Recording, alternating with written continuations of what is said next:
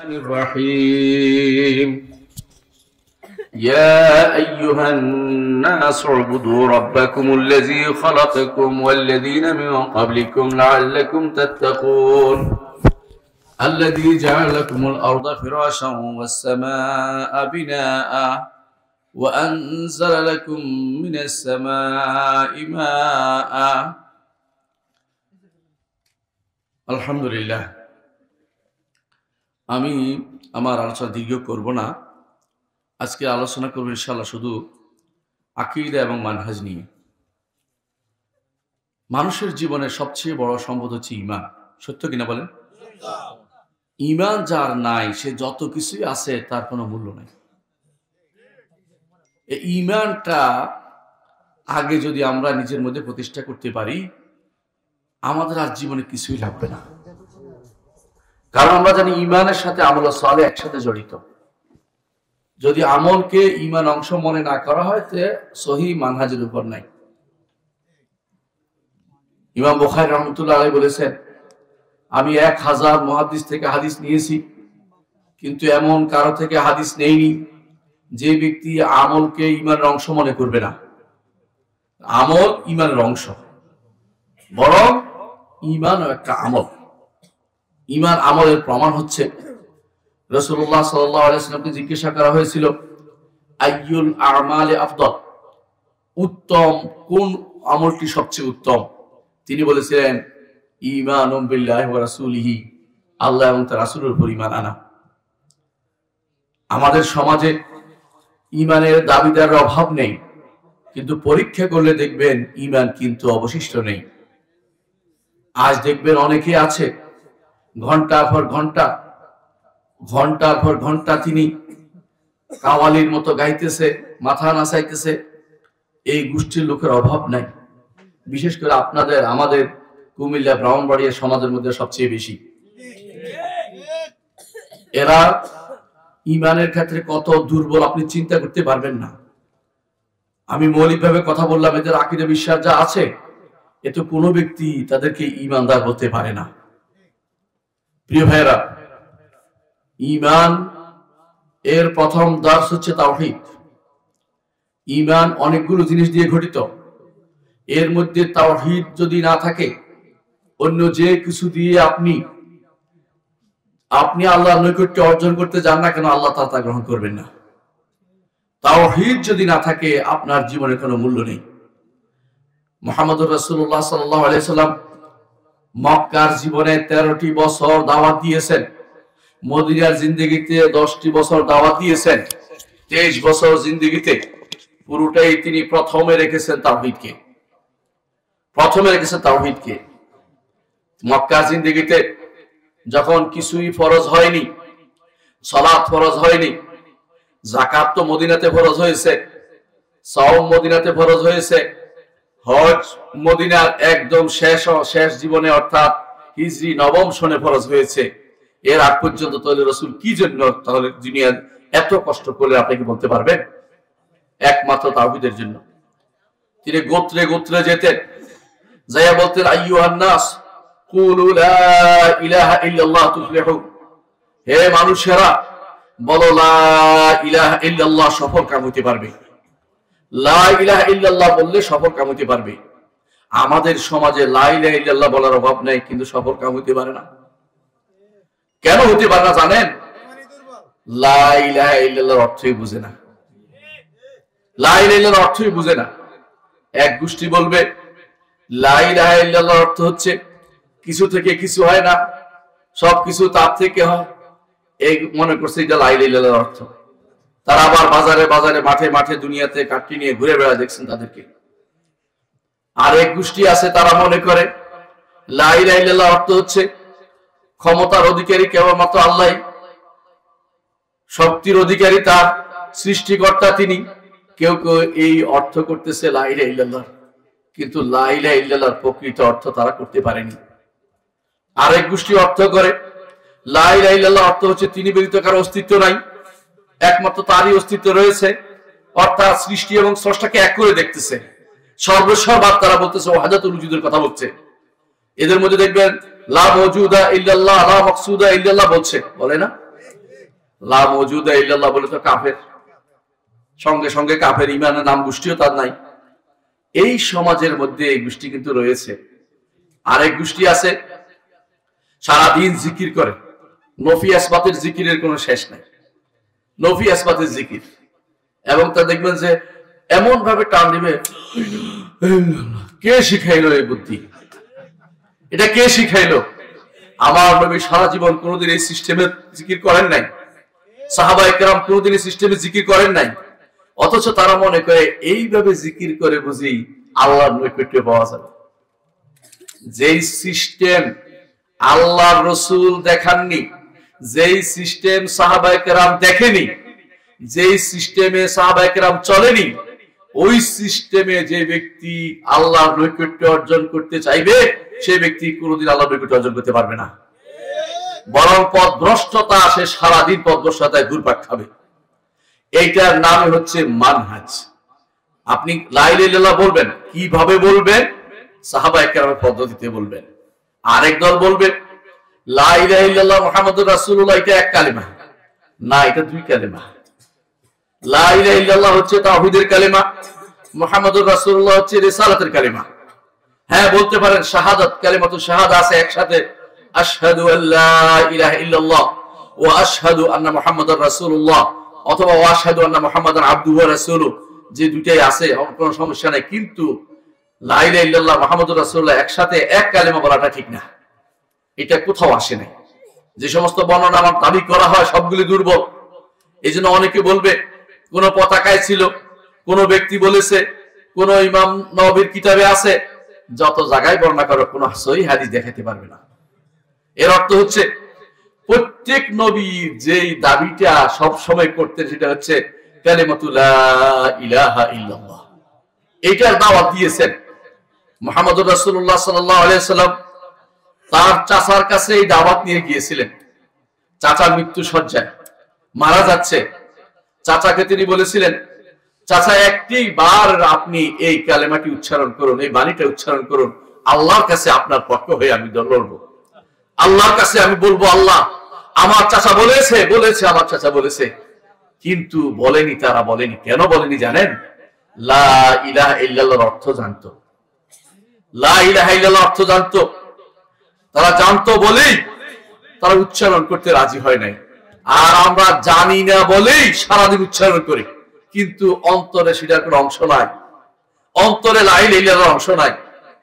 আরেক গোষ্ঠী আছে লা ইলাহা ইল্লাল্লাহর বদলে ইল্লাল্লাহ ইল্লাল্লাহ ইল্লাল্লাহ জিকির করছে, শুনে নেই আপনারা? ওরাও পথভ্রষ্ট। ইল্লাল্লাহ ইল্লাল্লাহ অর্থ কি জানেন? আল্লাহ ছাড়া, আল্লাহ ছাড়া, আল্লাহ ছাড়া, আল্লাহ ছাড়া। আল্লাহ ছাড়া কি? কথাই তো হলো না, কথাই তো হলো না। সুতরাং যারা এগুলি শিখিয়েছে তারা মুহাম্মদুর রাসূলুল্লাহ সাল্লাল্লাহু আলাইহি ওয়াসাল্লামের পদ্ধতিতে নাই, সাহাবায়ে কেরামের পদ্ধতিতে নাই, তাদের মানহাজ ঠিক নাই। লা ইলাহা ইল্লাল্লাহ এভাবে বলতে বলা হয় নাই। লা ইলাহা ইল্লাল্লাহ যে পদ্ধতি তারা এগিয়ে আসছে, এই পদ্ধতি আমার নবী মুহাম্মদুর রাসূলুল্লাহ সাল্লাল্লাহু আলাইহি ওয়াসাল্লাম শিক্ষা দেননি। ঈমানের প্রথম দাবি হচ্ছে লা ইলাহা ইল্লাল্লাহর অর্থ জানা, আল্লাহ ব্যতীত। আরেক গোষ্ঠী আছে অনুবাদ করে ভুল করে, আল্লাহ ব্যতীত কোনো মাবুদ নাই, এটাও ভুল। কি অনুবাদ? আল্লাহ ব্যতীত সত্য কোনো মাবুদ নাই। কারণ দুনিয়া ভর্তি মাবুদের অভাব নাই, কিন্তু সত্য মাবুদ হচ্ছে একমাত্র আমার রব্বুল আলামিন, তিনি ব্যতীত আর কেউ নয়। যালিকা বিআন্নাল্লাহু আল হক ওয়া আন্না মা ইয়াদউনা মিন দুনিহিল বাতিল ওয়া আন্নাল্লাহু আল আলিয়্যুল কাবীর। এটা এই জন্য যে আমার আল্লাহ তিনি একমাত্র হক মাবুদ, আর তারা যা যেগুলি দাওয়াত দিচ্ছে, যেগুলি ইবাদত করতেছে, যেগুলিকে ডাকছে, এগুলি সব বাতিল। আর ওয়া আন্নাল্লাহু আল আলী, তিনি হচ্ছেন উপরে, আলী আল কবির, তিনি বড়।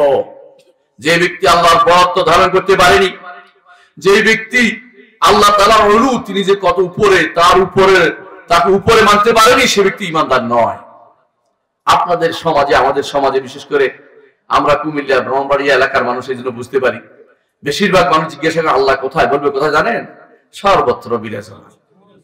যে ব্যক্তি সর্বত্র বিরাজমান বলবে, সে এখনো লা ইলাহা ইল্লাল্লাহর অর্থ বুঝেনি, কোরআন আয়াতের অর্থ বুঝেনি, সুবহান রাব্বিয়াল আলা অর্থ বুঝেনি, সাব্বিহ ইসমা রাব্বিকাল আলা অর্থ বুঝেনি, এবং মুহাম্মদুর রাসূলুল্লাহ সাল্লাল্লাহু আলাইহি ওয়াসাল্লাম তিনি যা শিক্ষা দিয়েছেন তার সামান্যতম অংশ সে বুঝতে পারেনি। স্রষ্টা অনেক অনেক বড়, স্রষ্টা অনেক বড়। স্রষ্টা কত বড় আমি আপনি কোনোদিন বলতে পারবো না। স্রষ্টার বড় সৃষ্টি হচ্ছে আমাদেরকে তিনি যা জানিয়েছেন তা হচ্ছে আরশ।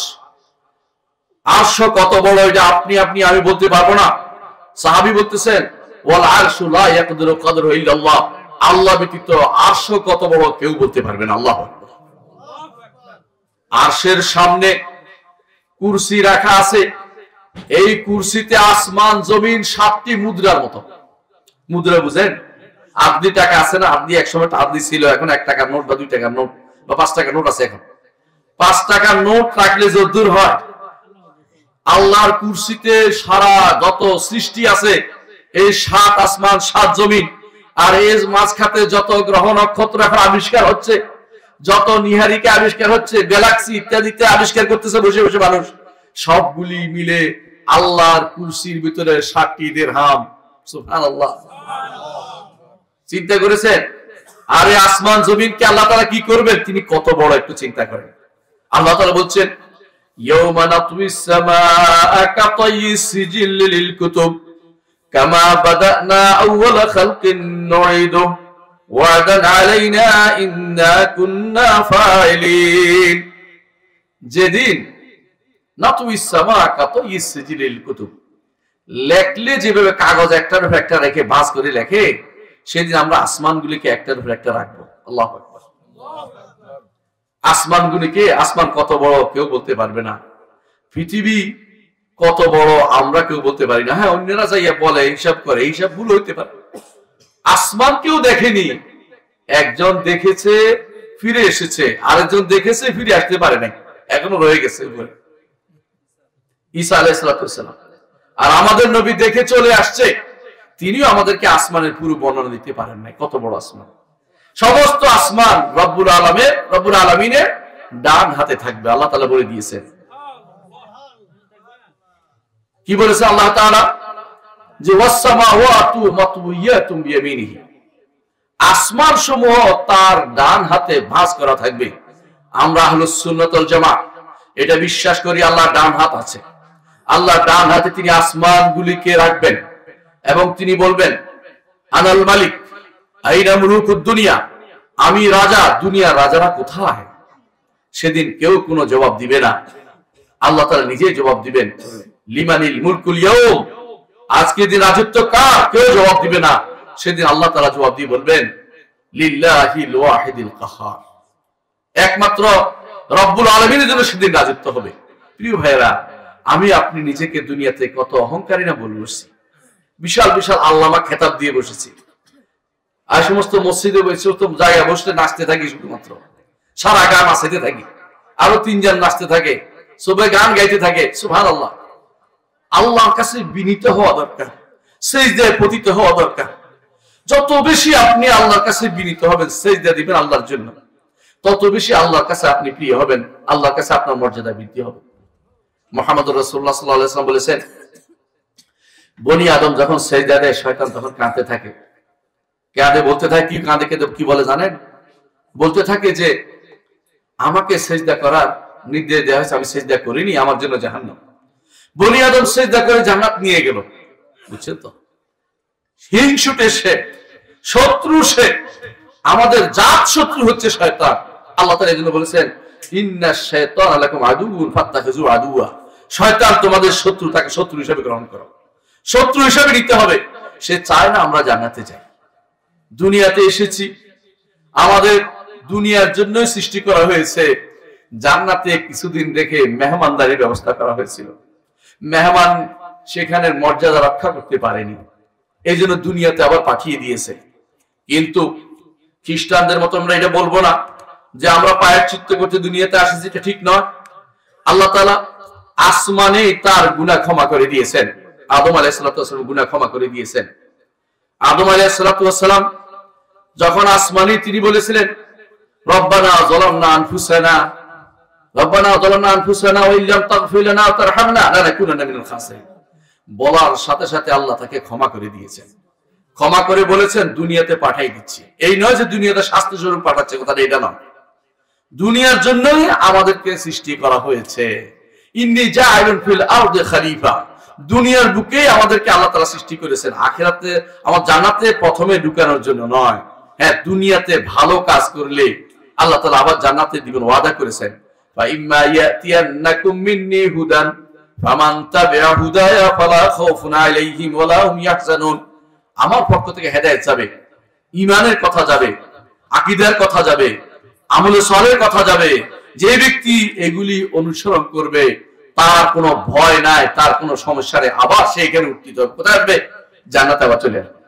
জান্নাতে রেখে আমাদেরকে সম্মান করা হয়েছিল, আবার জান্নাতে আমাকে ইবাদ মুকরামুন আমাদেরকে আবার সম্মান করবে আল্লাহ তাআলা।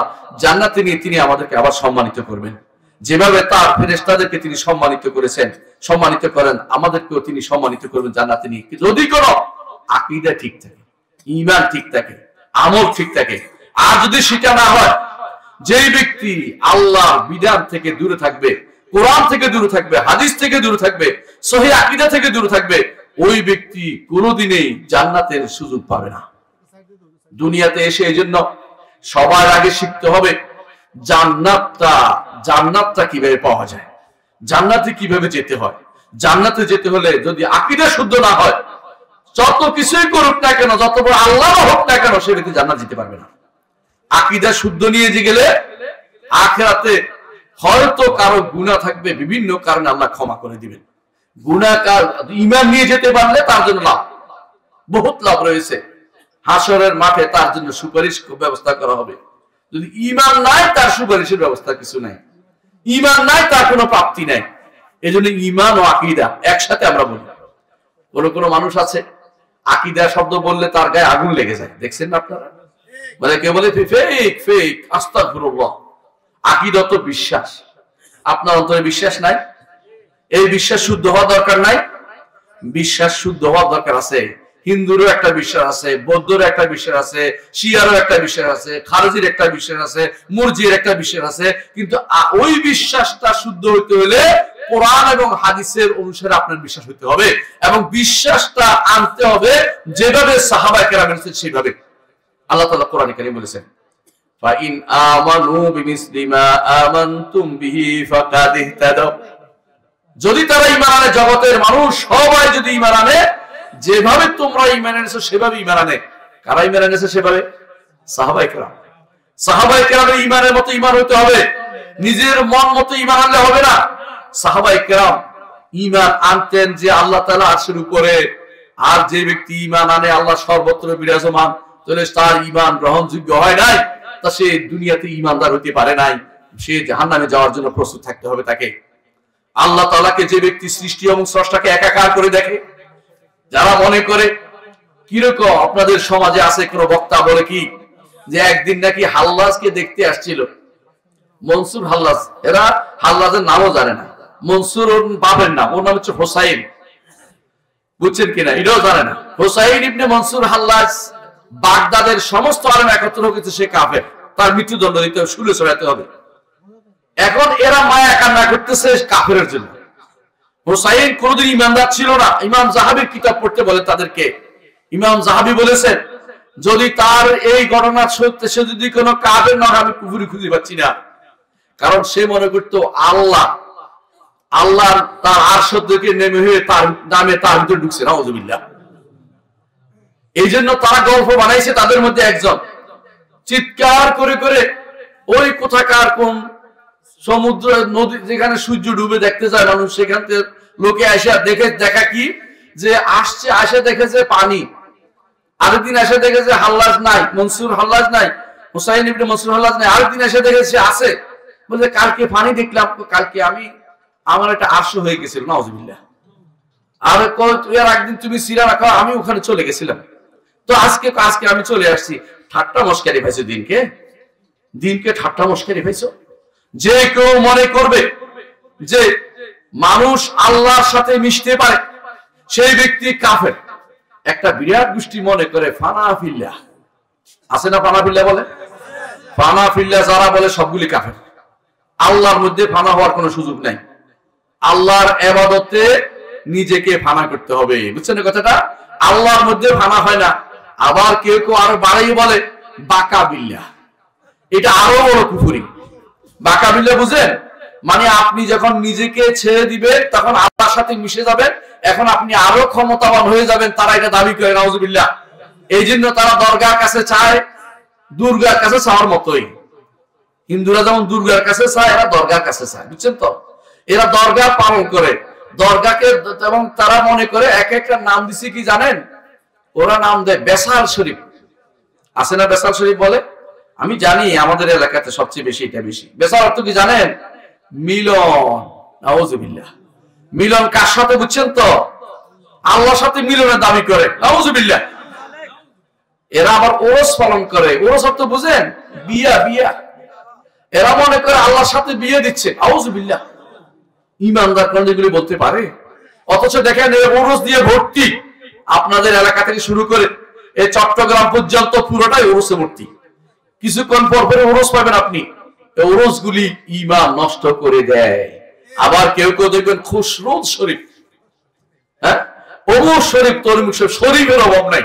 জানি না শরীফ কোথায় পাইল। কেউ কেউ আবার দরবার শরীফ, ওই শরীফ কোথেকে আসলো? কেউ বলে শর্ষিনা শরীফ, কেউ বলে চরমোনাই শরীফ, কেউ বলে বাগদাদ শরীফ, কেউ বলে ওই যে আজমির শরীফ। এই শরীফ কোথেকে চলে আসলো আমরা জানি না। সুবহানাল্লাহ। মক্কাতুল মুকাররমা, আল মদিনাতু আন-নববিয়্যা, এইটাই হচ্ছে সহিহ শরীফ বলার এই সিস্টেম কোরআন হাদিসে কোথাও আসে নাই, কোথাও আসে নাই। শরীফ অর্থ সম্মানিত। শরীফ সম্মান দেওয়ার জায়গাটা আপনি কেমনে পাইলেন? কে বললো আপনাকে সম্মানিত? কেউ যদি বলে বাগদাদ শরীফ, তার জিজ্ঞাসা করতে হয় বাগদাদ কেমনে সম্মানিত হয়ে গেল? সাইয়েদনা আব্দুল কাদের জিলানী রাহমাতুল্লাহ আলাইহি নিঃসন্দেহে একজন আল্লাহর নেককার বান্দা ছিলেন বলে আমরা ঈমান রাখি। আমাদের বিশ্বাস এটা। আমরা তাকে যতটুকু দেখেছি, মনে করে তার বই পড়েছি, ভালোই দেখেছি তাকে, কিন্তু তিনি বলেন নাই যে আমার ইবাদত শুরু করে দাও। নাউজুবিল্লাহ। এরা কি করেছে?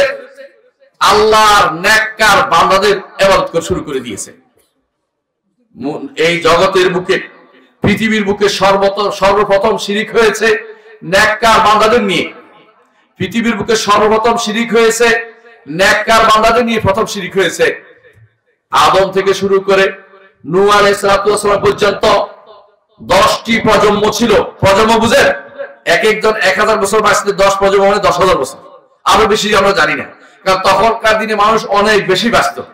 এই জন্য নূহ আলাইহিস সালাম 950 বছর তার কাউমের ভিতরে বাঁচছেন, তারপর আর 50 বছর বাঁচছেন, এরপর মানে 1000 বছর বাঁচছেন নূহ আলাইহিস সালাম। এর অর্থ হচ্ছে এর আগে মানুষ অনেক লম্বা দীর্ঘ সময় বাঁচত। এই লম্বা দীর্ঘ সময় আদম থেকে শুরু করে নূহ পর্যন্ত কোনো শিরিক ছিল না, সবাই তাওহীদের উপর ছিল। ইবনে আব্বাস রাদিয়াল্লাহু আনহু বলেছেন, এটা দেখতে পাবেন তাফসীর তাবারিতে, আমার কোনো বুঝিয়ে পক্ষ দিয়ে বলছি না। ইবনে আব্বাস রাদিয়াল্লাহু বলেছেন তারপরে শিরিক হয়েছে। কিভাবে শিরিক হয়েছে? ইমাম বুখারী রাহমাতুল্লাহ আলাইহি কিতাবুত তাফসীরে বলেছেন, ওয়াকালু লা তাযারুন্না ওয়াদদান ওয়ালা সুওয়ান ওয়ালা ইয়াউসা ওয়া ইয়াউকা ওয়া নাসরা। আর তারা বলেছিল সাবধান, নূহের কথা শুনিও না, উদকে ছেড়ো না, সুয়াকে সরিয়াবুস ইয়াউক নাসার এদেরকে ছাড় দিবে না, এরা আল্লাহর ওলি, এদেরকে ছেড়ে দিলে তোমাদের শেষ হয়ে যাবে।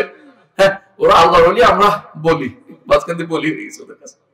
মানে এই হচ্ছে অবস্থা আমাদের সমাজে। যাদেরকে আল্লাহর ওলি বলছেন, ওলি যদি হয়েও থাকে, ওনার লাভ, আপনার কোনো লাভ নাই, আপনার সেখানে কোনো প্রাপ্তি নাই।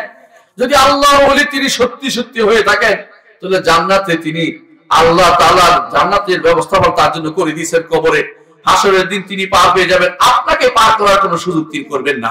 হাসরের দিন ইয়াউমা লা ইউগনি মাওলান আম মাওলান শাইআ ওয়ালা হুম ইউনসারুন, যেদিন একজন বন্ধু আরেক বন্ধুর কোনো উপকার করতে পারবে না, যেদিন একজন ওলি আরেকজন ওলির কোনো উপকার করতে পারবে না, যেদিন একজন মুরব্বী আরেক মুরব্বীর উপকার করতে পারবে না, আল্লাহ যদি কোনো রহমত না করে কেউ কারো উপকার করতে পারবে না।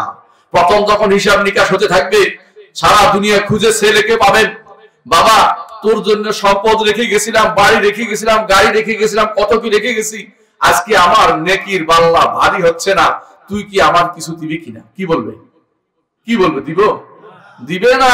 সেদিন আপনার কোনটা কাজে লাগবে জানেন? এই মজলিস গুলো কাজে লাগবে। আল্লাহু আকবার।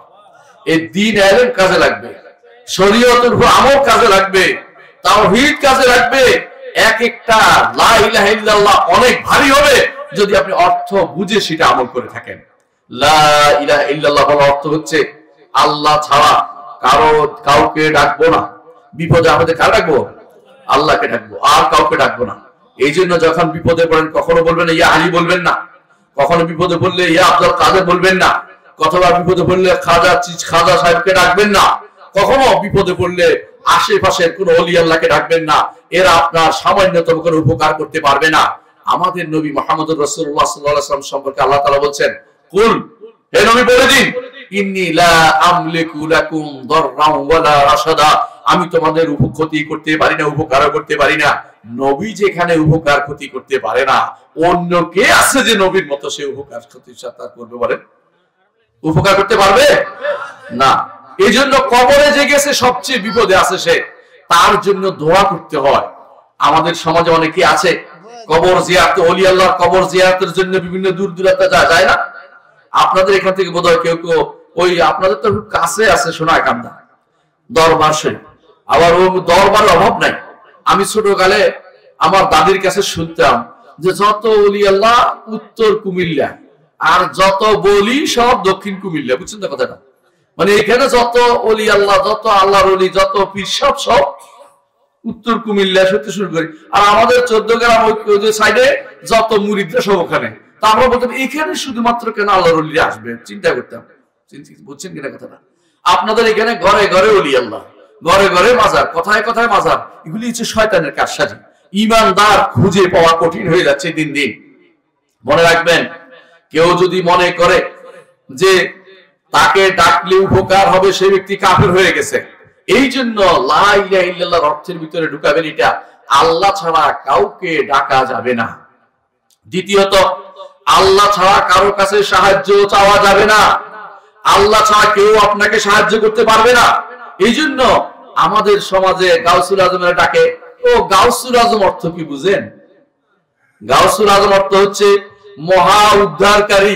আরে উদ্ধারকারী বললে যেখানে কাফের, সেখানে কাউকে মহা উদ্ধারকারী বললে কি হবে? বড় কাফের হবে। বুঝছেন তো কথাটা? গাউসুল আজম শব্দটা কোনোভাবে আল্লাহ ছাড়া কারো জন্য ব্যবহার করা শিরক। আপনারা অনেক সময় দেখেন গাউসুল আজম করতেছে। গাউসুল আজম এটা কখনো বলা যাবে না। আব্দুল কাদের জিলানী রাহমাতুল্লাহ আলাইহিকে গাউসুল আজম বলে। অথচ আপনি কি জানেন আব্দুল কাদের জিলানী সহিহ আকীদার লোক ছিলেন। তিনি, তার কিতাব আছে একটা আল গুনিয়াতুল তালিবিল হক, আপনাদের দেশে অনুবাদ করে গুনিয়াতুত তালিবিন বানাই ফেলছে এটার নাম। আল গুনিয়াতুল তালিবিল হক এটা আসল নাম। এই কিতাবটা আরবিতে আছে। এই কিতাবটার মধ্যে তিনি স্পেশালি আল্লাহর নাম ও গুণের কথা বলেছেন রাহিমাহুল্লাহ, এবং তিনি বলেছেন যে আল্লাহ তাআলা আরশের উপরে কেউ যদি কোনো অন্য কিছু বিশ্বাস করে সে ব্যক্তি ঈমানদার নয়। এবারে বলেন, এরা যারা আল্লাহকে ডাইনি ভাবে খুঁজতেছে, আল্লাহকে মানুষের কলমে খুঁজতেছে, আর কি বলে আমি আমার কলমের দিকে মুতাওয়াজ্জিহ আছি, আমার কলম জনাব পীর সাহেব কাউলার দিকে মুতাওয়াজ্জিহ আছি। পীর সাহেব কাউলা তাদের কেমন নাম বলতেছি না, বুঝছেন তো? পীর সাহেব কাউলা থেকে আরশে মহল্লার দিকে গেছে, আবার আল্লাহকে খোঁজে কলমের ভিতরে। বলেন কোথায় কোন পাগলের ভিতরে সে বাস করে?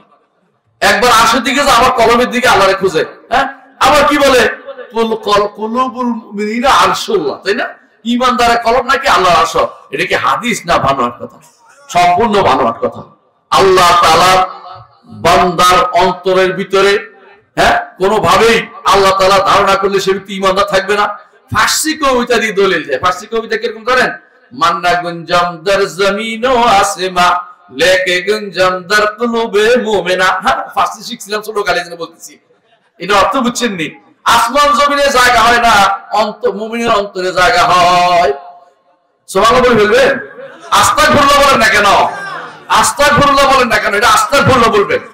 এই হচ্ছে আমাদের আকীদার অবস্থা। শুধু একটা দুইটা বলতেছি। আর কিছু মানুষ, বিশেষ করে আমার এই ব্রাহ্মণবাড়িয়া কুমিল্লার মানুষদের আমি চিনি ভালো করে, কারণ এদের সাথে আমি কাটাচ্ছি সারা জীবন। এই 50-54 বছর 55 বছর থেকে দেখছি এদের মধ্যে বানোয়াট হাদিসের খুব মজা পায়, আর সহিহ হাদিস বললে মনটা খারাপ হয়ে যায়। হ্যাঁ, এটা কিরকম জানেন? আল্লাহ তাআলা কোরআনে কারীম বলেছেন, ওয়াইযা যাকারতা রাব্বাকা ফিল কুরআনি ওয়াহদাহু ওয়াল্লাহু আলা আদবারিহিম নুফুরা। হে নবী, যখন আপনি কোরআনে একমাত্র আল্লাহর ইবাদতের কথা বলেন, তারা পিছন দিকে দৌড়ায়, পালায়। তাওহীদের দিকে ডাক দিলেন, তাওহীদের কথা বলবেন, আশেপাশের লোকদেরকে দেখবেন কেউ আপনার কথা শুনতেছে না।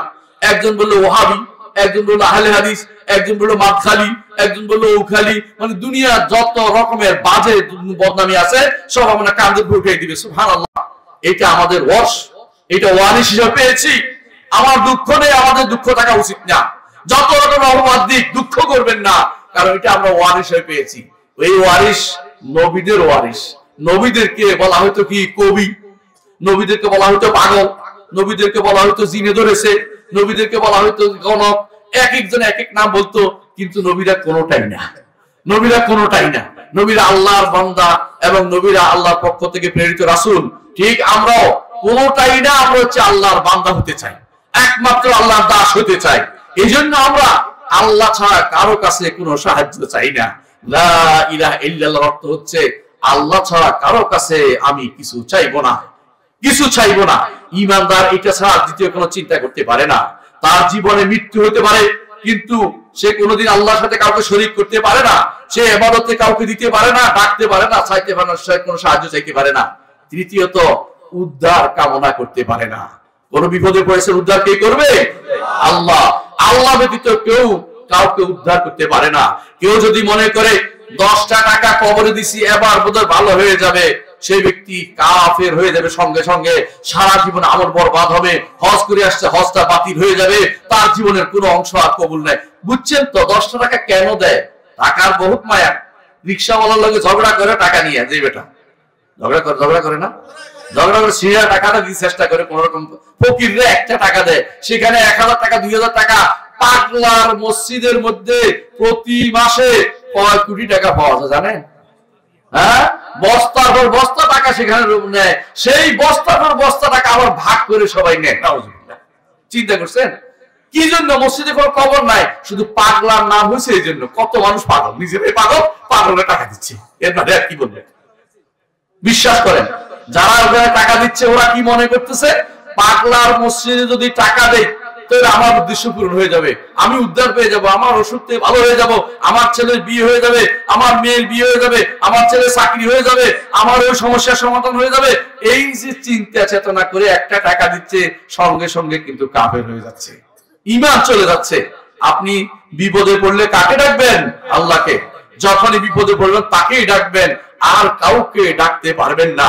অন্য কাউ কাছে যদি উদ্ধার কামনা করেন যে তিনি আমাকে উদ্ধার করবেন, সে ব্যক্তি কাফের ছাড়া কিছু নয়। হ্যাঁ, অনেকে বলতে পারে আমি যদি খাদে পড়ি বলি না আমার উদ্ধার করো, এটা হচ্ছে উপস্থিত ব্যক্তিকে বলতে পারবেন। যে শুনতেছে উপস্থিত ব্যক্তি এবং সক্ষম ব্যক্তি, সে শুধুমাত্র উদ্ধার করতে পারবে। উপস্থিত শুনতেছে কিন্তু সক্ষম না, তার কাছে যেতে পারবেন না। বুঝলেন কিনা? আপনার ধরেন ক্যান্সার রোগ হয়েছে, আপনি বললেন যে ছেলে তুই আমারে বাঁচা, বাঁচাইতে পারবে? উপস্থিত থাকলেও সক্ষমতা তার নাই। বুঝছেন কিনা? উপস্থিত থাকলেও, জীবিত থাকলেও সক্ষমতা নাই। এই জন্য যেটা আপনার, যে জিনিস আপনার মানুষের সক্ষমতার বাইরে, অথবা যে ব্যক্তি মরা মানুষের কাছে চাচ্ছে অথবা অনুপস্থিতের কাছে চাচ্ছে, সেটা অসময় শিরক হয়ে যাবে, কিছু না, সেটা শিরক হয়ে যাবে। তো আপনি যখন লা ইলাহা ইল্লাল্লাহ অর্থ বলছেন, অর্থ হচ্ছে ইবাদত আল্লাহর করব, আল্লাহকে আল্লাহর কাছে চাইবো, সাহায্য আল্লাহর কাছে চাইবো, উদ্ধার কামনা আল্লাহর কাছে করব। যদি জবে করি, কার নামে জবে করব? কার নামে জবে করব? আল্লাহর নামে। কবরের কাছে জবে আল্লাহর নামে করলেও শিরক। কেন জানেন? আল্লাহর জন্য জবে করলে আপনি রাস্তা করতে পারতেন না, উঠানে করতে পারতেন না, কবরের কাছে কেন করছেন বলেন তো? কবরওয়ালাকে খুশি করার জন্য। স্পষ্ট জিনিস, কবরওয়ালাকে খুশি করার জন্য। যেহেতু কবরওয়ালা খুশি করা যাচ্ছে, সঙ্গে সঙ্গে কাফের হয়ে গেছে। কারণ আপনার ইবাদত কুরবানি কার জন্য হবে? আল্লাহর জন্য। দলিল আল্লাহ কোরআনে বলেছেন, কুল ইন্না সলাতি ওয়া নুসুকি ওয়া মাহইয়ায়া ওয়া মামাতি লিল্লাহি রাব্বিল আলামিন। আমার কুরবানি, আমার ইবাদত, আমার জীবন মরণ কার জন্য? সালাত আল্লাহর জন্য, আর কারোর জন্য আমি করতে পারবো না। লা শারীকা লাহু, তার কোনো শরীক নাই। ওয়াবিযালিকা উমিরতু, এটা করার জন্য আমাকে নির্দেশ দেওয়া হয়েছে। এখন অনেকে বলবেন আল্লাহ তাআলার উপর বিশ্বাস আছে, না হলে কি তিনি ওয়াজ করে নাকি, না হলে তিনি কোরআন হাদিস পড়তেছে? ভাই, পণ্ডিত কিন্তু জাহিলি যুগও ছিল, পণ্ডিতের অভাব ছিল না। আবু জাহল কত বড় পণ্ডিত জানেন? আবু জাহল ওই সময় বলা হতো আবুল হাকাম, অর্থাৎ কি অর্থাৎ বড় চিন্তাবিদ, বড় বিজ্ঞ, বড় অমুক, বড় তমুক সবই তার পণ্ডিত ছিল। ওই যুগে সবাই বড় বড় এই জাতীয় বিদ্যান ছিল, কবিতা রচনা করতো। সেই কবিতা আপনিও পারবেন না রচনা করতে, এখন আরবরাও পারে না, এত বেশি তাদের প্রাজ্ঞতা ছিল। কিন্তু কোন জায়গায় সমস্যা ছিল? হ্যাঁ, আল্লাহর ইবাদতের সমস্যা ছিল। আল্লাহকেই তারা স্রষ্টা মানত, আল্লাহকেই স্রষ্টা মানত, আল্লাহকেই রিজিক দাতা মানত, আল্লাহকেই তাদের সমস্যার সমাধানকারী মানত। কিন্তু ইবাদতের ক্ষেত্রে শরীক করত, ইবাদতের ক্ষেত্রে মনে করত এই যে আমাদের লাত মানাত উজ্জা আছে, এই ওলি আল্লাহ গুলি, এদেরকে সন্তুষ্ট করলে আল্লাহ সন্তুষ্ট হয়ে যাবে। নাউজুবিল্লাহ। আপনারা এখন মনে করে এটা, এই আমি দেখি উত্তর কুমিল্লা এবং ব্রাহ্মণবাড়িয়া সহ আমাদের দক্ষিণ কুমিল্লা সহ পুরো এলাকার মানুষ মনে করে ওলি আল্লাহর কাছে যদি ওলি আল্লাহরে খুশি করতে পারে আল্লাহ খুশি হয়ে যাবে, ওলি আল্লাহরে খুশি করলে আল্লাহ আমাদের দিবেন। এমনিতে সবকিছু দেয় না, ওলি আল্লাহরে খুশি করলে আল্লাহ দিবেন। তারা এটা কেন মনে করে জানেন? তারা কিয়াস করে। কি কিয়াস করে? দুনিয়ার বুকে প্রধানমন্ত্রীর কাছে, প্রধান উপদেষ্টার কাছে, অমুকের কাছে তমুকে চাইতে হলে মাধ্যম ধরতে হয়। আপনার আমার মাধ্যম না ধরলে জান্নাতে যাওয়ার সুযোগ নেই মনে করতেছে ওরা। নাউজুবিল্লাহ। আল্লাহ তাআলা যেখানে ডাকতেছেন উদউনি আস্তাজিব লাকুম, আমাকে ডাকো আমি তোমাদের ডাকে সাড়া দেব, আপনি কি বলতেছেন? না আল্লাহ আপনি ঠিক বলেন না। নাউজুবিল্লাহ। আপনি আপনাকে ডাকতে হলে আগে ওই অমুক হুজুরের দরবারে যাইয়া একটা ধর্ণা দিতে হবে, ওখানে 10টা টাকা দিতে হবে, ওখানে কিছু একটা মোরগ দিয়ে আসতে হইব, ওখানে হুজুরের কাছে আগে যাই মুরিদ হইতে হইব, তারপরে শুধু আমি জান্নাত আপনার দেখাতে পাবো। এর অর্থ হচ্ছে আপনি কত বড় দুর্ভাগা যে আল্লাহ আপনাকে সরাসরি ডাকছেন আর আপনি বলতেছেন না না আপনি আমাকে দিবেন না।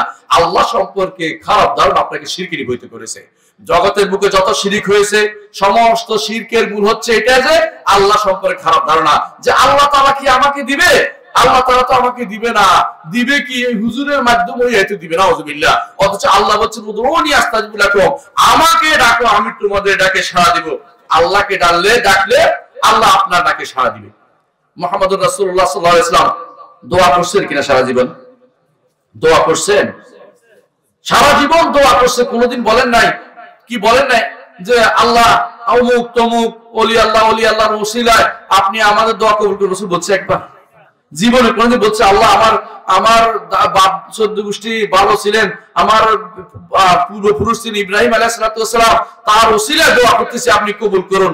এটা কি কইছে মুহাম্মদ সাল্লাল্লাহু আলাইহি ওয়াসাল্লাম কোনদিন?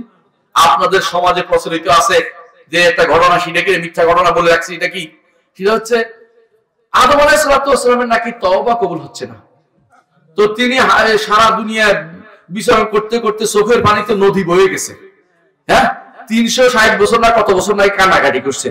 চিন্তা করেন কত ডাহা মিথ্যা কথা বসে বসে বানাইছে। আদম আলাইহিস সালাম ভুল করে সাথে সাথে তওবা করেছেন, সাথে আসমানে তার তওবা কবুল হয়ে গেছে। দুনিয়ার বুকে তার জন্য কোনো শাস্তি স্বরূপ আসেন নাই তিনি। তাকে আল্লাহ তাআলা দুনিয়া যেহেতু রাখছেন, দুনিয়াকে সৃষ্টি করেছেন, তাকে দুনিয়ার জন্য পাঠিয়েছেন। সুতরাং নিজের পক্ষ থেকে বানিয়ে বলছে তারা। এরপরে আরো একটু বানায়, কি বলে জানেন? তার কবুল হচ্ছে না, তার দোয়া কবুল হচ্ছে না দেখে তিনি নাকি একদিন বলছেন আল্লাহ মুহাম্মদ মুহাম্মদুর রাসূলুল্লাহ ওসিলা দিয়ে দোয়া করতেছি, আপনি আমার দোয়াটা কবুল করেন, আমার তওবা কবুল করেন। প্রচলিত আছে না এটা?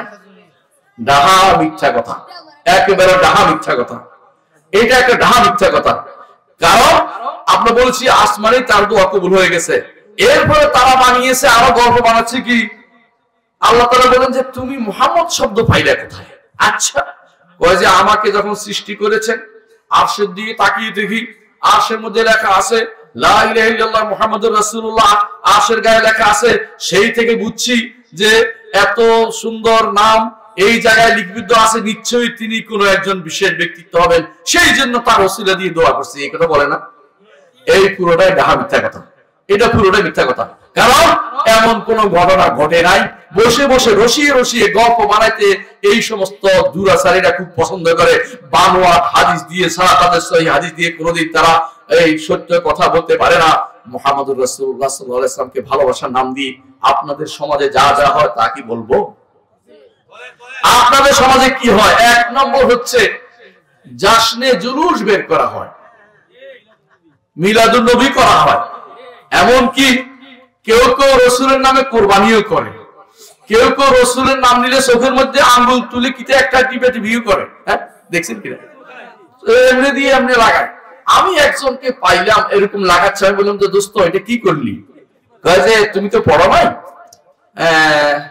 জালালাইন শরীফের হাসিয়া কামালাইনের মধ্যে উর্দু ভাষায় ফার্সি ভাষায় একটা জিনিস লেখা আছে, তুমি তো পড়ো নাই। আমি বললাম দোস্ত ফার্সি ভাষায় কি লেখা আছে বলো?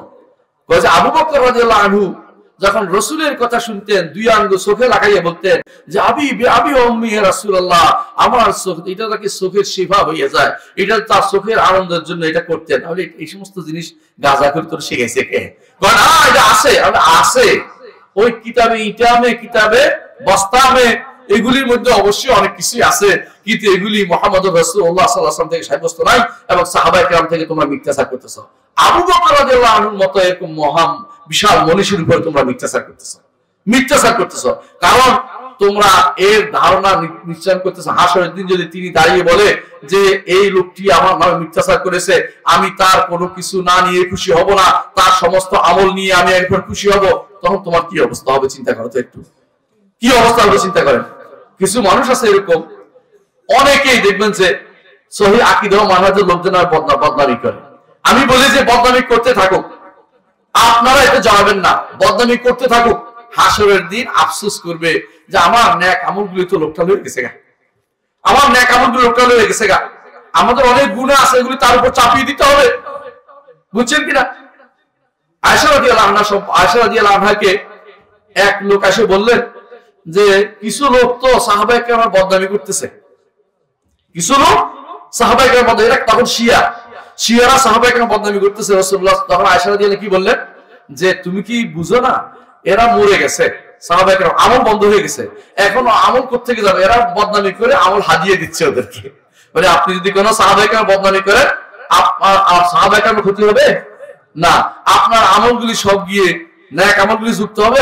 ওনাদের যদি কিছু থাকে, ওনাদের গুনাহ তো আল্লাহ হেফাজত করে মাফ করে দিবেন, মাফ করে ওয়াদা করেছেন জান্নাত দিবেন, তারপর সেগুলি আপনার কাঁধে উঠিয়ে দেওয়া হবে। নাউজুবিল্লাহ। অর্থাৎ মনে করবে একটাই জিনিস যে পথভ্রষ্ট লোকেরা আপনাকে কোনোদিন হেদায়েতের পথে নিতে পারে না। আমাদের সমাজে যারা তথাকথিত আলেম আছে, তথাকথিত বিভিন্ন রকমের কিছু আছে কি জোকার মৌলবী, কোথাও বসলে জিকিরের নামে জোকারি শুরু করে দেয়। ওরা জিকির গুলি জোকারি করে, বুঝছেন তো কথাটা? মাথায় নাচাইতে আপনাদের এই ব্রাহ্মণবাড়ি এই লোক তো মাথায় নাচা সারাদিন, ওর নাম গন্ধ নাই, কিছু বুঝে টুঝে না, তারপরে এটাকে আবার পাগড়ি মাথায় দিয়ে এক গোষ্ঠী আছে, চিনেন কিনা? পাগড়ি মাথায় এক লোক আছে, আপনাদের এলাকার কিনা জানি না, তবে সে সবুজ পাগড়ি দিয়ে সে ঘুরে, সে কথায় কথায় নূর নবী শব্দটা আমাদের আপত্তি নেই। একজন মানুষকে যদি আপনি বলেন যে মুহাম্মদ রাসূলুল্লাহ সাল্লাল্লাহু আলাইহি ওয়াসাল্লাম হেদায়েতের নূর ছিলেন, নিঃসন্দেহে হেদায়েতের নূর বুঝেন কিনা? আল্লাহ তাআলা কোরআনকেও নূর বলেছেন, আল্লাহ তাআলা তাওরাতকেও নূর বলেছেন, আল্লাহ তাআলা ওই জাগতিক আলো যেটা ও চাঁদকেও নূর বলেছেন। এইভাবে আলো যেটা পড়ে জাগতিক ভাবে, মুহাম্মদ রাসূলুল্লাহ সাল্লাল্লাহু আলাইহি ওয়াসাল্লাম নিঃসন্দেহে নূর। কি নূর এটা? হেদায়েতের নূর। তার মাধ্যমে জগৎ আলোকিত হয়েছে। জগতের মানুষ যেখানে যত ভালো কাজ করবে তত সওয়াব কার কাছে যাবে? মুহাম্মদ রাসূলুল্লাহ সাল্লাল্লাহু আলাইহি ওয়াসাল্লামের কাছে যাবে, কোনো সন্দেহ নাই। কেন যাবে? আপনি পাঠাইতে হবে না। আমাদের সমাজে প্রচলিত আছে, আমি যা যা করেছি আমার সমস্ত সওয়াব অমুকের দিয়ে দাও, মনে করে ডিলে মারলেন নাকি? এটা কোন ধরনের সুন্নাত কে শিখিয়ে দিল আমাদেরকে? মুহাম্মদ রাসূলুল্লাহ সাল্লাল্লাহু আলাইহি ওয়াসাল্লাম জীবনে অনেক দোয়া করেছেন, কোনদিন এটা বলেন নাই। আবু বকর ওমর এরকম দোয়া করেন নাই, ওসমান আলী এরকম দোয়া করেন নাই, এরকম দোয়া আবু হানিফা রাহিমাহুল্লাহ, মালিক করেন নাই, শাফিঈ করেন নাই, আহমদ ইবনে হাম্বল করেন নাই, বুখারী, মুসলিম, আবু দাউদ, তিরমিজি, নাসাঈ এরকম দোয়া করেন নাই। তারা কোনদিন বলেন নাই আমি যা যা পড়েছি, যা মঞ্জুর করেছি তার সওয়াব অমুককে দিয়ে দাও। ওই তো আপনাদের দেশে তো অভাবে না, এরকম বহু জায়গা আছে। ব্রাহ্মণবাড়িয়াতে একটা পুকুর আছে, যে পুকুরের পানি খাইলে মানুষটাকে ভালো হয়ে যায়, জানেন তো? কোথায় এটা? এই তো বুঝতে পারছেন, উনি জানে এই জায়গার নাম। আরে ভাই, যে ব্যক্তি ওই পুকুরের উদ্দেশ্যে বের হবে যে ওই পুকুরের পানি খেলে ভালো হয়ে যাবে, তার ঈমান শেষ। আর যে ব্যক্তি খাবে দ্বিতীয়বার ঈমান শেষ, মানে প্রথমবার গেছে দ্বিতীয়বারও গেছে। আর যে ব্যক্তি বিশ্বাস করে বের হয় না, মনে মনে আছে কিছু তো একটা আছেই, না হলে কি মানুষ যায় নাকি ওখানে, সেই ব্যক্তির ঈমান শেষ। বুঝছেন তো কথাটা? এই ব্যক্তির ঈমান শেষ। সবচেয়ে বেশি এই জায়গাতে দুর্বল হচ্ছে নারীরা সবচেয়ে বেশি দুর্বল। আমি আশ্চর্য হয়ে যাই, নারীরা স্বামীকে বাঁচানোর জন্য শিরিক করে, সন্তানকে বাঁচানোর জন্য শিরিক করে। সন্তান এবং নারীকে বাঁচানো আপনার উদ্দেশ্য হওয়া উচিত নয়, আল্লাহ যদি নিয়ে যাবে, আল্লাহর উপর ভরসা করবেন। ইন্না লিল্লাহি ওয়া ইন্না ইলাইহি রাজিউন। আল্লাহকে, আল্লাহর জন্য আমরা আছি, আল্লাহর জন্য আমরা জীবনটা দিব। আমি কুফরি করে, শিরিক করে লক্ষ বছর বাঁচার কোনো দরকার নেই, একদিন বেশি বাঁচার আমার দরকার নেই, এক মুহূর্ত বেশি বাঁচার আমার দরকার নেই। আমি শুধু আল্লাহর জন্য বেঁচে থাকতে চাই। আল্লাহ যতদিন হায়াত থাকবে ততদিন থাকবো।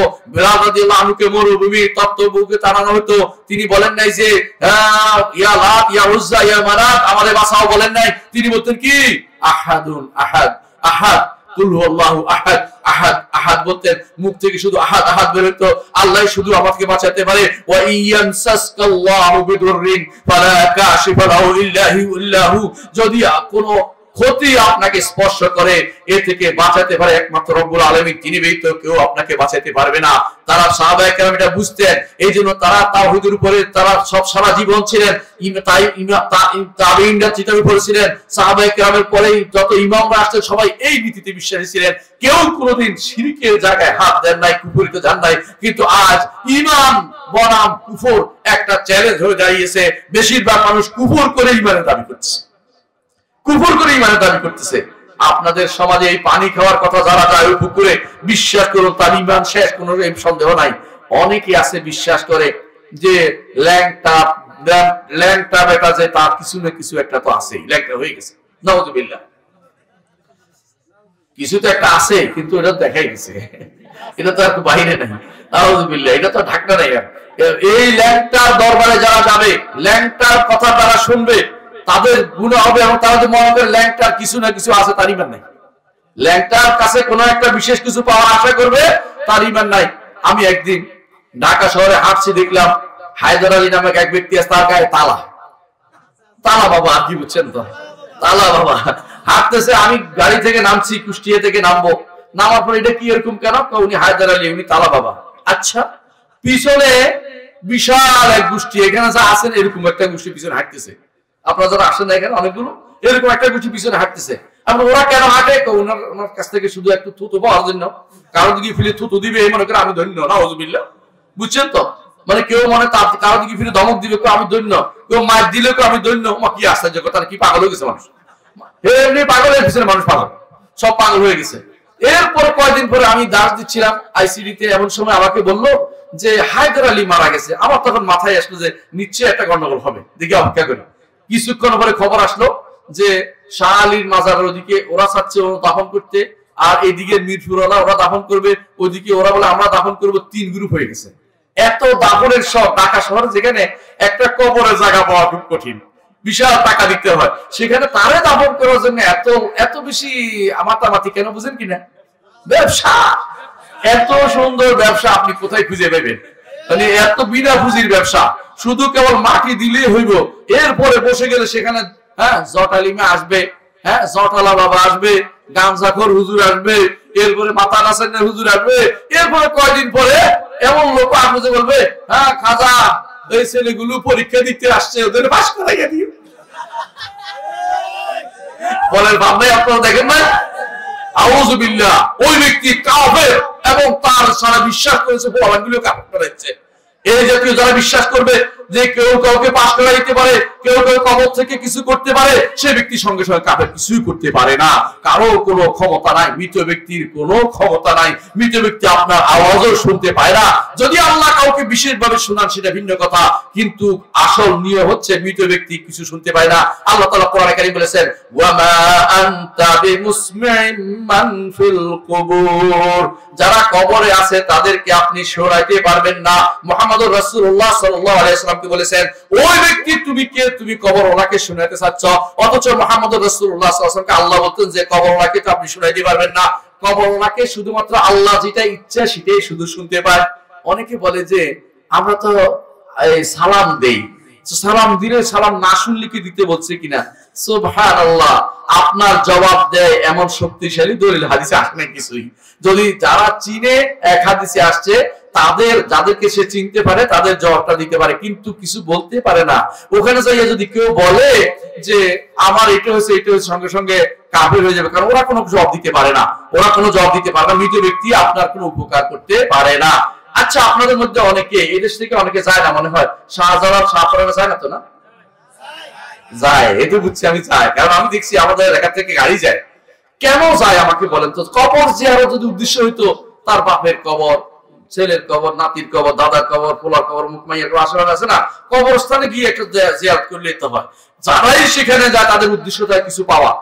যে কেউ ওখানে উদ্দেশ্যে বের হয়েছে কিছু পাওয়ার জন্য, শিরকের জন্য বের হয়েছে, যখন সেখান থেকে কিছু চাইছে আর একটা শিরিক করেছে, এর অর্থ হচ্ছে মুশরিক। এই শিরিকি করে দুনিয়াটা ভর্তি করে রেখেছে।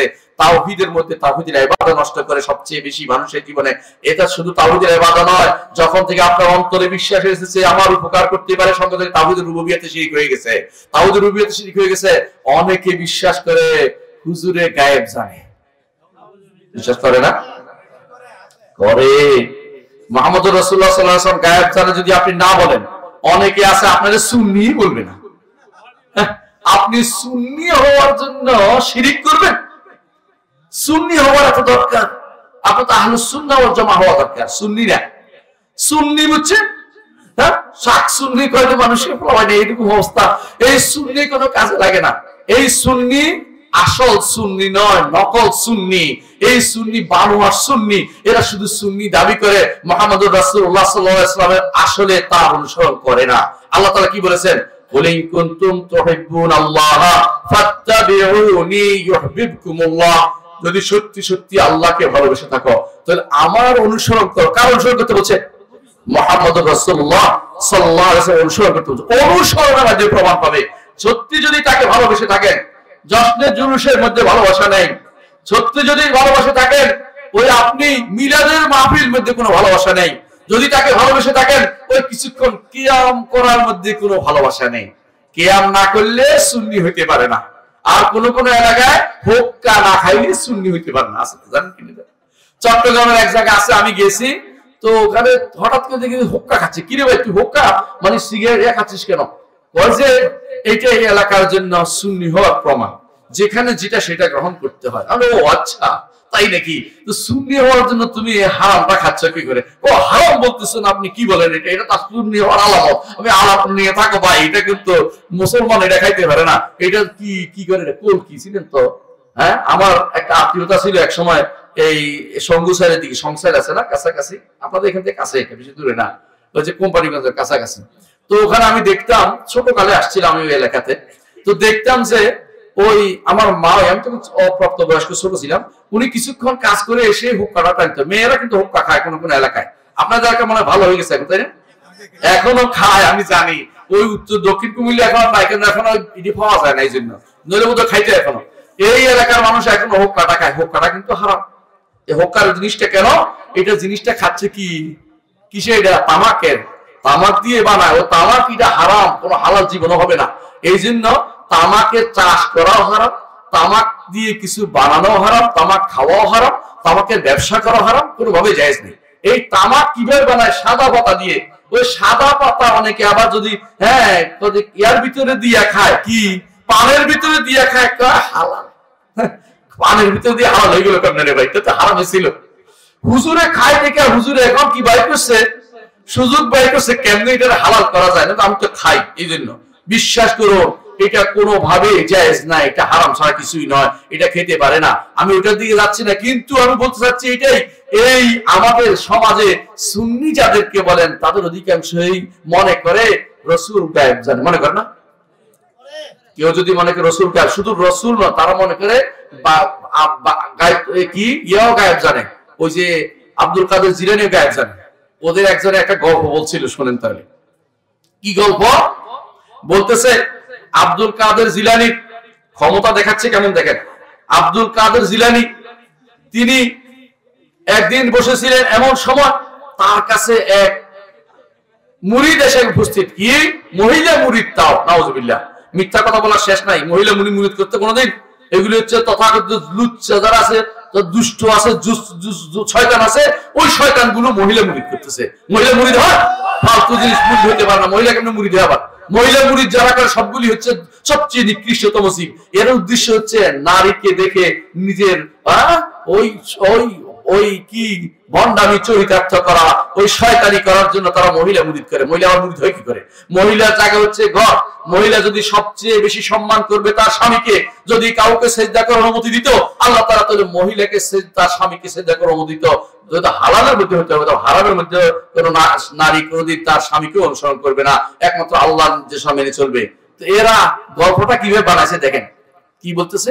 আব্দুল কাদের জিলানী একদিন ঘরে বসা ছিল, এমন সময় মহিলা মুরিদ এসে কাঁদতেছে, কি আপনি কেমন পিসাব হলেন? আমার ছেলেটা মরে যাচ্ছে, মরে গেছে, আপনি যে কোনো মূল্যে তাকে বাঁচাই দিতে হবে। আল্লাহ ছাড়া কেউ বাঁচাইতে পারে? কিন্তু তারা বিশ্বাস করে বসে গেছে। তাদের বইতে আছে এটা, তাদের বইতে লেখা আছে এটা, তাদের বইতে পড়ে বলতেছে এটা কি একদম ওয়াজও করে ফেলছে এটা, নাউযুবিল্লাহ। মানে শিরক ছড়ানোর জন্য কিছু মানুষ এই ওয়াজের মজলিসকে করে থাকে। এই এখানে বিভিন্ন জায়গায় ওয়াজ হচ্ছে, কেউ শিরক ছড়ায়, কেউ তাওহীদ ছড়ায়। আমরা শিরকের ব্যাপারে সাবধান করার জন্য আপনাদের ঘটনা শোনাই দিলাম, দেখবেন ওরা কি করে। বলতেছে আব্দুল কাদের জিলানী তখন মুরাকাবায় বসে গেলেন। কি সুন্দর সুর দিয়া বলতেছে, আমি সুরটা দিলাম আপনি বোঝানোর জন্য, আমি সুর দিয়ে ওয়াজ করি না, সুর দিয়ে ওয়াজ করি না। তো বলছে মুরাকাবায় বসে গিয়ে দেখলেন এখনো আল্লাহর কাছে পৌঁছতে পারেনি কে? নাম কি? আজরাইল। আজরাইল নামে আসল কোনো ফেরেশতাই নাই, ফেরেশতার নাম হচ্ছে মালাকুল মউত, কিন্তু এরা আজরাইল বানাই দিয়েছে, নিচের পক্ষ থেকে নাম দিয়েছে এটা। ফেরেশতার নাম কি? মালাকুল মউত। তো বলছে এখন তিনি চতুর্থ আসমানে আছেন, তিনি খপ করে ধরে একটা চড় মারলেন, হাওয়ার মধ্যে চড় মার দিয়েছে, বুঝছেন না? তখন আব্দুল কাদের জিলানীর হাত থেকে বস্তাটা খুলে গেছে, কারণ ওই দিন যত মানুষের রূহ হরণ করছে সব বস্তাতে ঢুকেছিল। মানে হাদিটা আমার বস্তাতে ঢুকেছে, বুঝছেন না কথাটা? মানে ওদের বিষয় এটা। তারপরে সে বস্তা থেকে গিয়ে সবগুলি জীবিত হয়ে গেছে আবার, মানে বস্তার রূহগুলি আবার যাইয়া ব্যক্তির ভিতরে ঢুকে গেছে। দেখেন আব্দুল কাদের জিলানী কত বড় কারামত। এটা কারামত না, এটা ফাদাহ, এটা অপমানজনক কথা। নাউযুবিল্লাহ। কিভাবে বলতে পারে আব্দুল কাদের জিলানী বুঝি থাপ্পড় দিছে? ওনার কি দোষ? ওনার কি দোষ? মালাকুল মউতের কি দোষ রে ভাই? মালাকুল মউতের কি দোষ যে মালাকুল মউতের আপনি উনি থাপ্পড় দিবেন? নাউযুবিল্লাহ। এই সমস্ত ওয়াজ করে আজে বাজে যত ওয়াজ হচ্ছে আমাদের এই মজলিসের মধ্যে, অথচ দেখেন সেখানে লক্ষ মানুষ হাজির হয়ে যায় মাঝে মধ্যে। কারণ দুর্ভাগ্যবশত আপনি দেখবেন খেটে খাওয়া মানুষের কাছে সস্তা জিনিস খুব প্রিয়। কি? ইবাদত কম করে কোন রকম যদি রশি ধরে জান্নাতে চলে যেতে পারি না। না, মুহাম্মদুর রাসূলুল্লাহ সাল্লাল্লাহু আলাইহি ওয়াসাল্লাম জান্নাতের সুসংবাদ পেয়েছেন, কিন্তু তিনি সারা রাত ধরে ইবাদত করতেন। আল্লাহ কার ইবাদত করতেন? আল্লাহর ইবাদত করতেন। তা আপনি কি মুহাম্মদের ইবাদত করবেন না? এজন্য আবু বকর রাদিয়াল্লাহু আনহু কি বলেছেন? মান কানা ইয়াবুদু মুহাম্মাদান ফা ইন্না মুহাম্মাদান কাদ মাতা। যে কেউ মুহাম্মদের ইবাদত করে সেজন্য জেনে নেয় মুহাম্মদ মারা গেছেন। ওয়া মান কানা ইয়াবুদুল্লাহ, যে কেউ আল্লাহর ইবাদত করে সেজন্য জেনে নেয় ফা ইন্নাল্লাহা হাইয়্যুন লা ইয়ামুত, আল্লাহ জীবিত, তিনি কখনো মারা যাবেন না। সুতরাং হে ওমর কি বলছো?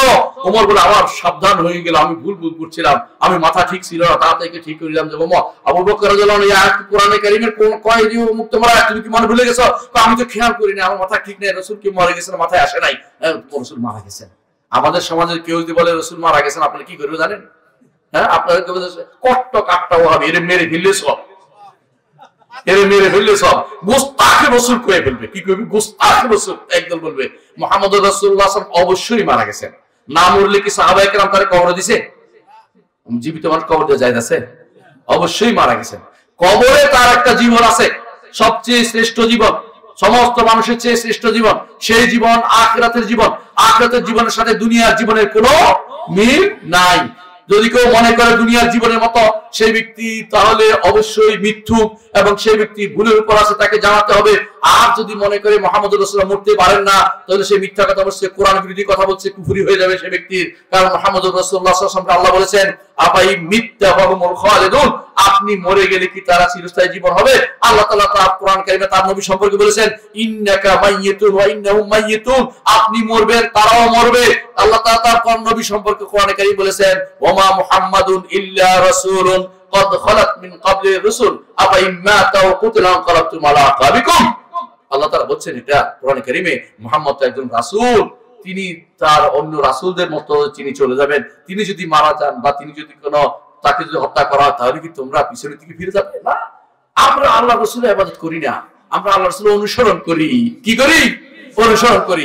ইবাদত কিভাবে করতে হবে শিক্ষা দিয়েছেন মুহাম্মদুর রাসূলুল্লাহ সাল্লাল্লাহু আলাইহি ওয়াসাল্লাম। প্রিয় ভাইরা, যদি কোনো ইবাদতের কোনো একটা পদ্ধতি মুহাম্মদুর রাসূলুল্লাহ সাল্লাল্লাহু আলাইহি ওয়াসাল্লামের নিয়মের বাইরে চলে যায়, তাহলে সেই ব্যক্তির ইবাদত আল্লাহর দরবারে কবুল হবে না। তার মানহাজ ভুল, তার নীতি ভুল, সে কোনোদিন সঠিক পথে কোনো থাকতে পারবে না। সুতরাং মনে রাখবেন, আমাদের সমাজে আজ অনেক কিছু আছে, লক্ষ লক্ষ মানুষ উপস্থিত হলে আপনি পাগল হয়ে যাবেন না। কালিলুম মিন ইবাদিয়াশ শুকুর, আমার বান্দাদের মধ্যে সবচেয়ে শুকরগুজার বান্দা সবচেয়ে কম, সবচেয়ে কম। এই কম নিয়ে আফসোস করার কোনো কারণ নেই। মুহাম্মদুর রাসূলুল্লাহ সাল্লাল্লাহু আলাইহি ওয়াসাল্লামকে জিজ্ঞাসা করা হয়েছিল যে যারা একটা 72 ফেরকার মধ্যে একটা ফেরকা হবে যারা জান্নাতি, আর বাকি 72 ফেরকা কোথায় যাবে? জাহান্নামে। এরা কারা? যারা জান্নাতে যাবে এরা কারা? বলছে আন-নুযাউ মিনাল কাবায়ের, বিভিন্ন গোত্র থেকে উত্থিত কিছু লোক হবে।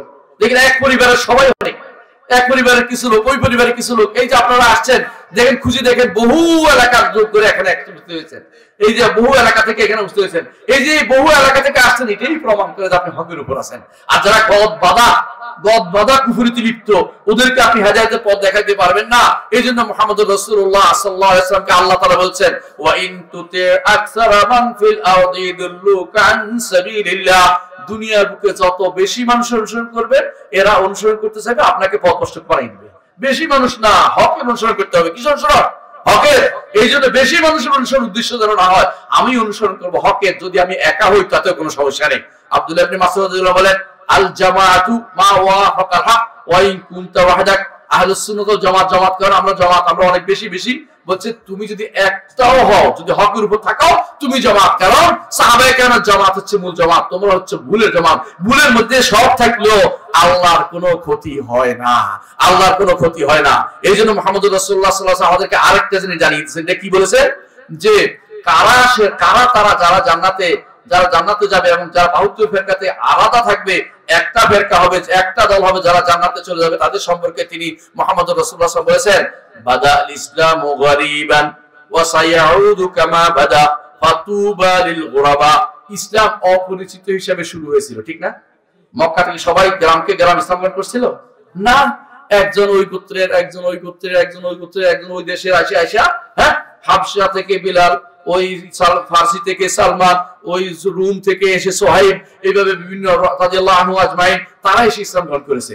তাদের দ্বারা আল্লাহ তাআলা ধীরে ধীরে ইসলামের আল্লাহ তাআলা পতাকায় উড্ডীন করেছেন। এই অবস্থা আবার আসবে বলে আমার নবী বলেছেন। সুবহানাল্লাহ, চিন্তা করেছেন? এখন সে অবস্থা বিরাজ করতেছে। আপনারা সংখ্যায় কম হতে পারেন, কিন্তু আপনারা সাহাবায়ে কেরামের সাথে আলহামদুলিল্লাহ যুক্ত হবেন। আপনারা হবেন মানহাজে সাহাবায়ে কেরামের মানহাজে চলবেন, আপনারা ইমামদের মানহাজে চলবেন, আপনারা মুহাদ্দিসিনদের মানহাজে চলবেন, আপনারা হবেন আহলুল হাদিস যাদের সম্মান করা হয়েছে, আপনারা হবেন সালাফি যাদেরকে সালাফে সালিহিন অনুসারী বলা হয়। এদের নীতির বাইরে আপনাদের দ্বিতীয় কোন নীতি হতে পারে না। আপনারা কম হতে পারেন কিন্তু হতাশ হবেন না। একাই 100, এটা আমার কথা নয়, এটা আব্দুল্লাহ ইবনে মাসউদ বলেছেন।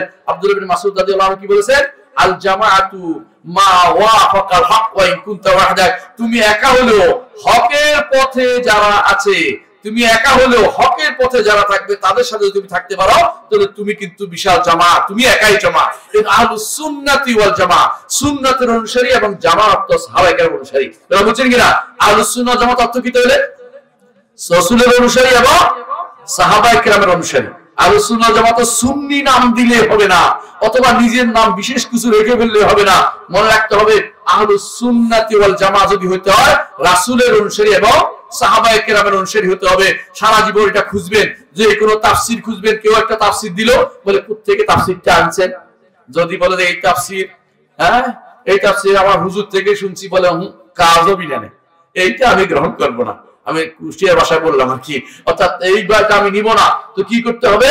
আমাকে এই তাফসীর তাবারি থেকে দেন, এই তাফসীর ইবনে কাসির থেকে দেন, এই তাফসীর অত গ্রহণযোগ্য আলেমদের থেকে দেন, কিন্তু আপনি নিজে মন মতো তাফসীর করবেন, এটা গ্রহণযোগ্য নয়। আল্লাহ তাআলা কোরআনে কারীমে বলেছেন, قد جاءكم من الله نور وكتاب مبين, আল্লাহর পক্ষ থেকে তোমাদের কাছে নূর আসছে এবং স্পষ্ট কিতাব আসছে। এইটা দিয়ে দলিল দিতে খুব খুশি হয়ে যায়, তাই না বেদাতীরা?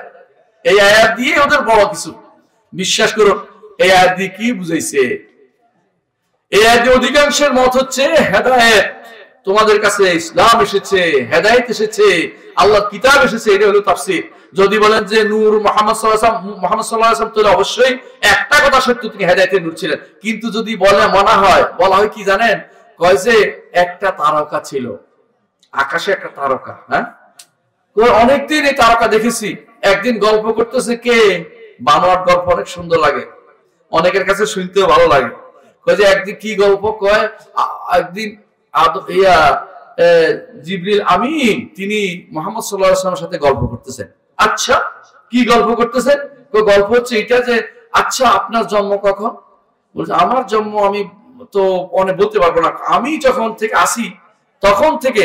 জিবরিল বলতেছে আমি ওই আকাশে একটা তারকা দেখেছি, সেই তারকাটা আজ নাই, আমি তো সেই তারকা। মানে এরকম বানোয়াট কথা দিয়ে যদি কোনো কেউ কথা বলে, কি জন্য নূর বানাচ্ছে যে, আর তাদের মধ্যে আপনাদের বলতে ভুলে গেছি, সেই ভৈরবী তো আপনাদের কাছেই, তাই না? ওই ভৈরবীর ওয়াজ যদি একবার শুনতে পারেন না, আল্লাহর কথা শুনবেন না রাসূলের কথা শুনবেন, সারাক্ষণ শুনবেন কি রাসূলের বাপ মা কিভাবে ফেদা হয়ে গেল, রাসূলের বাপের কিভাবে নূর কিভাবে চমকে গেল, কিভাবে চুমার মাধ্যমে রাসূলের মা গর্ভ হয়ে গেল, এবং কত মানুষ মরে গেল, মরিয়মরা সব মরে গেল। এই জাতীয় কথাগুলি কিন্তু এই আপনাদের ভৈরবী দিয়ে শুনছি আমরা, এর আমি জানতাম না এগুলি।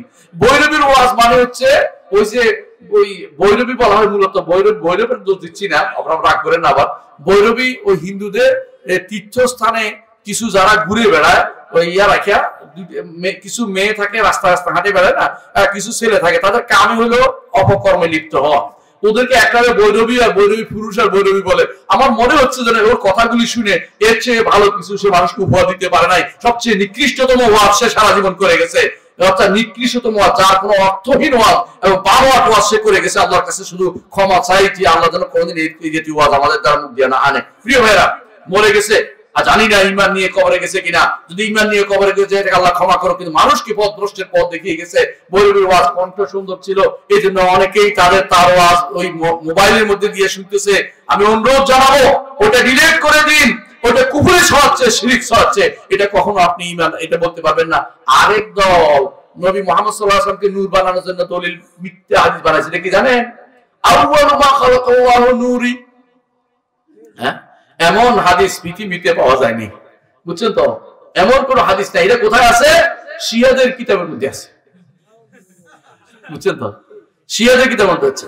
বাংলাদেশে এক বেটা ইরানে ঘুরে আসছে, বুঝছেন তো? ইরানে ঘুরে কি হয়? শিয়া হয়। এই বেটা করতেছে, দুর্ভাগ্যবশত কিছুদিন তারা ইসলামিক মাদ্রাসা বোর্ডের সিলেবাসের মধ্যে তার নামও আছে, মানে সিলেবাসে যারা লেখে ওই আকীদার বইয়ের মধ্যে তার নাম আছে, তাফসীর বইয়ের মধ্যে তার নাম আছে, বুঝছেন তো? এক মাদ্রাসার মহা প্রিন্সিপাল সে, তো আমি নাম করতে চাচ্ছি না, এখন বুঝে নেন।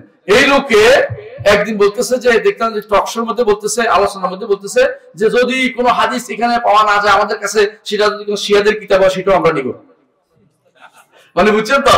অর্থাৎ বুখারী মুসলিম আমাদের তিরমিজির দরকার নেই, এখন তার কথা শিয়া কুলাইনি, শিয়া ওই শিয়াদের বই থেকে এখন কি হাদিস আইনা হলো মুহাম্মদ রাসূলুল্লাহ সাল্লাল্লাহু আলাইহি ওয়াসাল্লামকে নূরের তৈরি সাব্যস্ত করার জন্য ব্যস্ত হইতে হবে। ওদের কোনো কিতাবে, অর্থাৎ সুন্নিদের কোনো কিতাবে এই হাদিস নাই, এটা শিয়াদের কিতাবের মধ্যে শুধু আছে। এখন যখন এই হাদিস কোথাও নাই, যখন বলা হলো যে হাদিস দেখা, তখন বলে মুসান্নাফে আব্দুর রাজ্জাকে আছে। যখন মুসান্নাফে আব্দুর রাজ্জাক নিয়ে আসলে বের করে দেন, বলে খুঁজে দেখে যে নাই, কিন্তু ওহাবিরা এটা মুছে ফেলছে। আচ্ছা, ওহাবিরা এটা মুছে ফেলছে, এর আগে তো একটা ম্যানুস্ক্রিপ্ট দেখান, এখন বলতেছে ম্যানুস্ক্রিপ্টটা খুঁজে পাচ্ছি না, আমরা এটা খুঁজতেছি। এরপরে এক সুফিরে পাইছে সিরিয়াতে, সে আমার কাছে মুসান্নাফ আব্দুর রাজ্জাকের ছিঁড়া পাতা পাওয়া গেছে, মানে হে বসে বসে বানাইছে এটা, বুঝছেন তো? বানাইকে আমার কাছে এটা মুসান্নাফ আব্দুর রাজ্জাকের ছিঁড়া পাতা। এই হচ্ছে শিয়াদের কাজ। মক্কাতে আপনাদের এই ব্রাউনবাড়ির এক লোকে সৌদি নাগরিক হয়েছে, মারা গেছে মনে হয়, বউ তাকে আব্দুর রব নাম বলতে চাচ্ছি না, বেশি করে চিনবেন না, বেঁচে গেলাম। তো ডাক্তার ছিল সে ওখানে, আমার একদিন মক্কাতে বসে আছি আমিও তিনিও, তো একটা হাদিস বললাম, আমি বলছি এটা বানোয়াট, আরেকটা বললাম আমি এটা বানোয়াট, আরেকটা বললাম এটা বানোয়াট, ভাব দিয়ে উঠে গেছে, আমি যা বলি সব বানোয়াট, আপনি যা বলেন তো শুদ্ধ। ভাই আমি তো বিপদে পড়ে গেছি এখান থেকে। এখন বলতেছে হ্যাঁ আমাদের সুন্নিদের হাদিসগুলো সব বানোয়াট হয়ে গেল, আর আপনাদের ওহাবিদের হাদিসগুলো সব শুদ্ধ হয়ে গেল। আমি ভাই আমি বিষয়, আমরা ওহাবি বলতেছি না, আপনি সুন্নি দাবি করতেছেন, আপনারটা বানোয়াট আমি বলতেছি না। আপনি যদি কোনো সহিহ হাদিস বলতেন, বুখারী মুসলিম আমাদের তিরমিজি হাদিস বলেন, কিন্তু আপনি সব হাদিস বানাচ্ছেন নিজের বল থেকে, পকেট থেকে নিয়ে আসতেছেন, এগুলি কোথাও কোথাও পাওয়া যাচ্ছে না, আমি কেমনে বানোয়াট বলবো না বলেন তো? বানোয়াটের আমি শুদ্ধ বলবো কি করে? বুঝছেন, উনি মনে মনে বড় দুঃখ, আমাদের হাদিসগুলি সব আপনি বানান বলতেছেন, ওনার বাড়ি কিন্তু দূর লাগবে, আপনাদের পালন করি।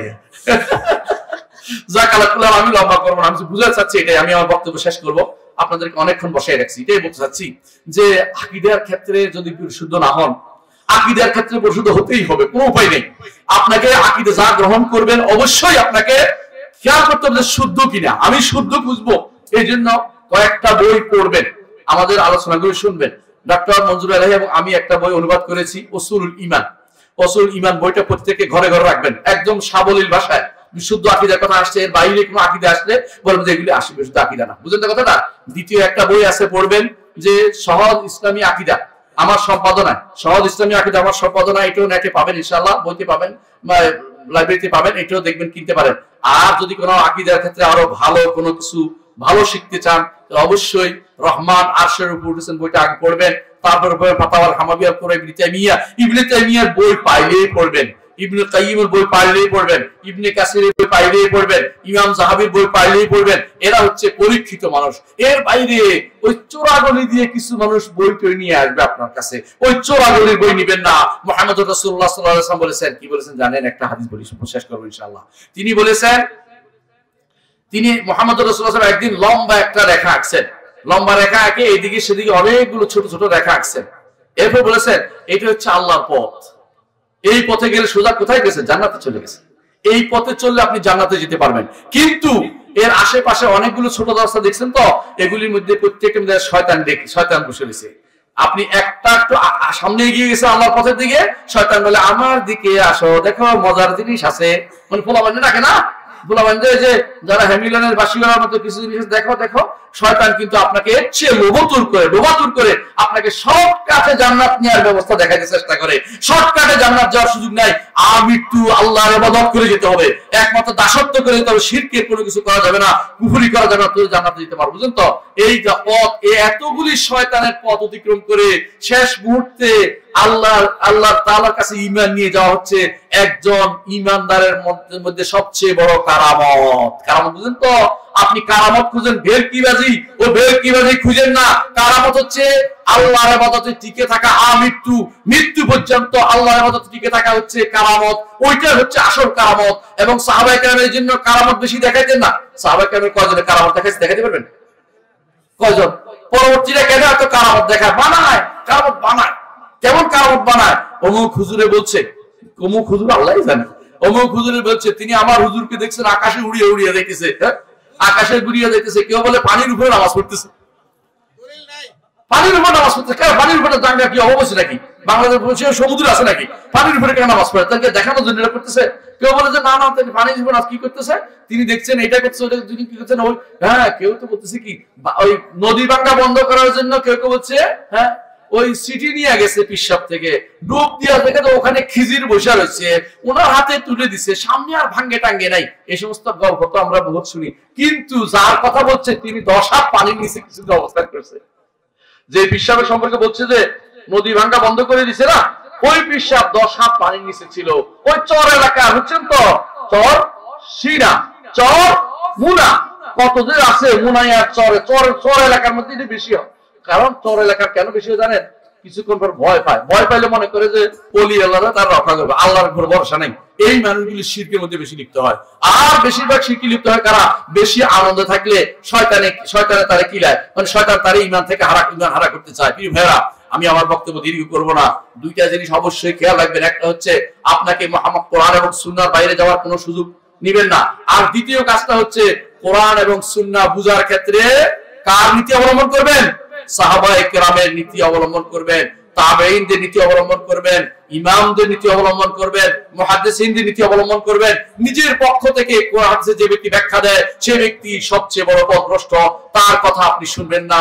আকুলু কওলি হাযা ওয়া আস্তাগফিরুল্লাহ লি ওয়া লাকুম ওয়া লিসাইরিল মুসলিমিন ফাস্তাগফিরু ইন্নাহু